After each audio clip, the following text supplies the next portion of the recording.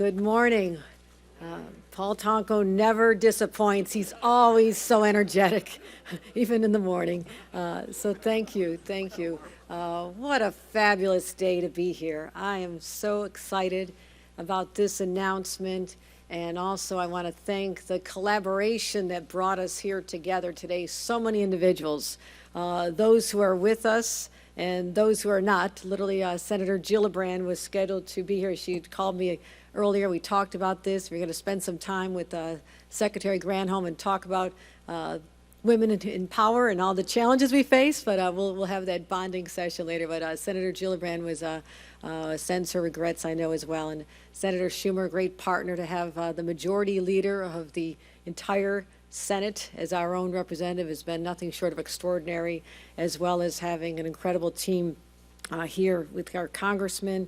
We used to sit together in Congress and lament what it was like to be in the minority. Never want to be there again. It's great to be in the majority, so thank you for your friendship. And also our local partners, great friends like Mayor Kathy Sheehan, who we had breakfast with this morning. We talked to other mayors about the challenges they're facing and how we can work together to overcome them as well. And the Port of Albany, Richard, this is just incredible. What a jewel this is for us to lay claim to and say that this is part of our state's destiny, part of our history, part of our assets. And our friends at Equinor and Marmon and BP, you made it happen. You made this happen.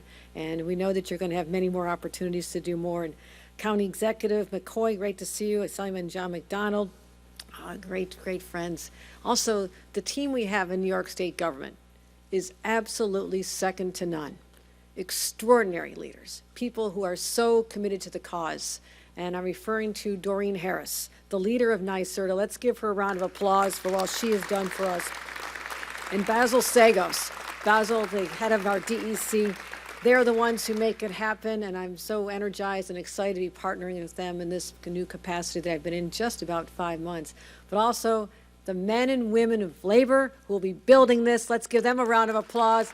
They're the unsung heroes. They're the ones who will build back our country, and we're so proud of all of them as well. And I'll be referring some comments to our very special guest in a couple moments. But in 2017, I was addressing a global conference on offshore wind. People from all around the world came to this facility. It was Manhattan, about 6,000 people, I'm told.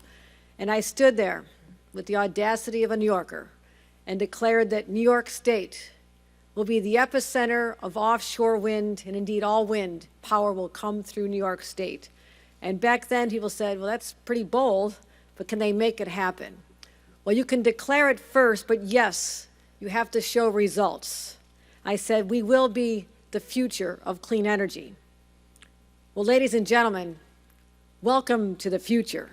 This is what the future looks like for our green energy economy and how we're going to protect this fragile planet that's been entrusted to us for the time that we live on this planet. It's our responsibility.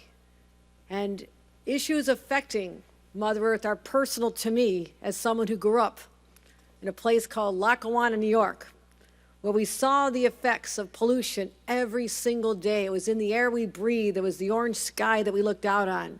And it was what we saw happening to beautiful Lake Erie. It became a toxic wasteland. So this is personal to me, to come together here today and see people who also share that sense of moral obligation that we have to protect and ensure that we're doing it in the smartest, best ways. And that's what offshore wind is all about. And what is so fabulous is that we have a president who knows this and sees this and wants this to just explode as a burgeoning industry for us here in our country, to give us the competitiveness that we need to succeed as we come through this pandemic. And when I stood on the White House lawn with him and he signed the infrastructure bill into law, it was a transformational moment in our nation's history. Just like when my predecessor in the governor's mansion and former President FDR did, when he saw the opportunity, when you build projects like the Port of Albany and build back this country, that's how you rise up from whatever has happened to you, whether it's the crash of '29 or it's the pandemic of 2020, 21, unfortunately 22. And it's going to stop right there because I'm not going any further with this pandemic. We'll have some good news to report on that later. So we put out a vision, we have a roadmap, we have the individuals committed to making it happen, we find our private sector partners, we find the locations, and investing in a port like this, and thank you, Joe Biden and the Department of Energy, Department of Transportation, for making the $29 million, and I heard 30, so I'll take 30, anyone 31, 32? Right here, those investments make a difference.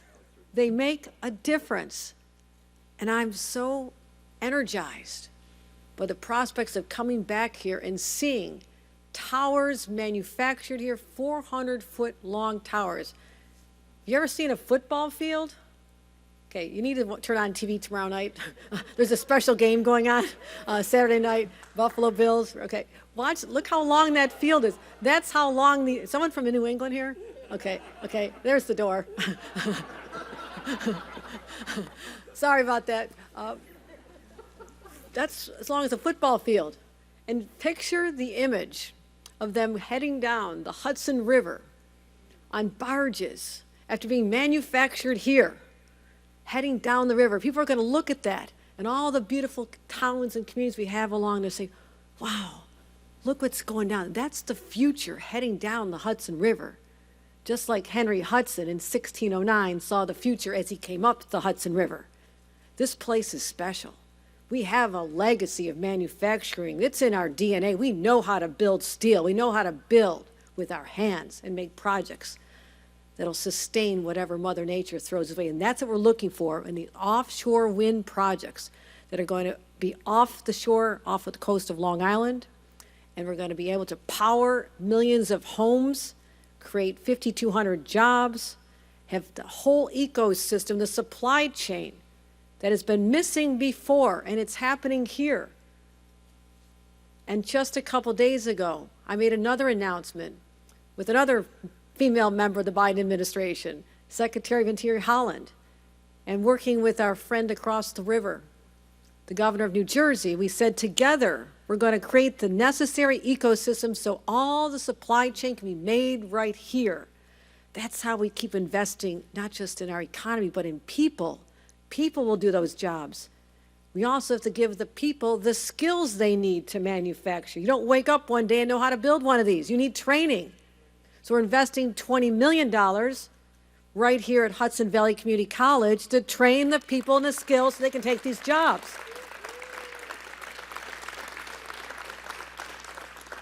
So that's how it all comes together.